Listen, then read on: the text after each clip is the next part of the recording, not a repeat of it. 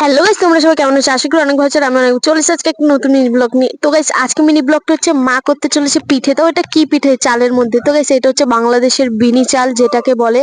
তো গাইস, ওখানটায় মা দিয়ে দিল প্রথমে নারকেল, তারপর দিয়ে দিচ্ছে গুড়, আর এবার দিয়ে দিচ্ছে কলা পাতা, যেটা কিনা কলা পাতার মধ্যে হবে, আর এটার নাম হচ্ছে কলা পাতার পিঠে। তো চলো মা কিরম ভাবে করে আজ পুরো ভিডিওটা দেখলেই তোমরা বুঝতে পারবে।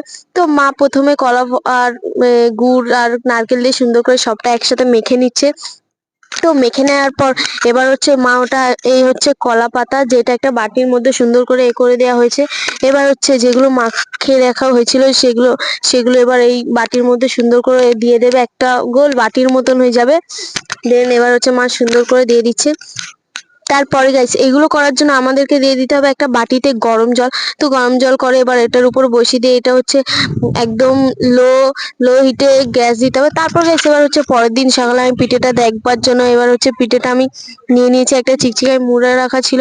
এবার হচ্ছে আমি কলা পাতাটা একদম কেমন হয়ে গেছে, এবার হচ্ছে কলা পাতাটা তুলবো। তো দেখতে খুবই সুন্দর লাগছে। তারপর গাইস আমি নিয়ে নিলাম। গাইস, তারপর এটাকে হচ্ছে আমি একটা থালার মধ্যে নিয়ে নিয়েছি। এবার হচ্ছে এটাকে সুন্দর করে কেটে নেব। কেটে নিয়ে এবার ছোট ছোট পিস করে নেব। তারপরে গাইস, এবার হচ্ছে তোমাদেরকে বলবো কেমন হয়েছে। দেন গাইস, আমার সব পিঠে কাটা কমপ্লিট। এবার হচ্ছে তোমাদেরকে দেখিয়ে দেবো।